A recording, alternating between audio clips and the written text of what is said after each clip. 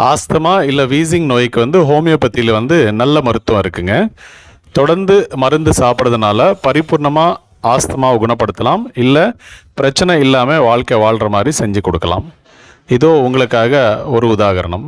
After taking treatment from you doctor, I feel more comfortable now. I don't have the problem of wheezing in the night or in the day, even cough. All these things 90% cured. Nebulization, sir? No nebulization. I don't take any treatment for. When was the last time you took inhaler?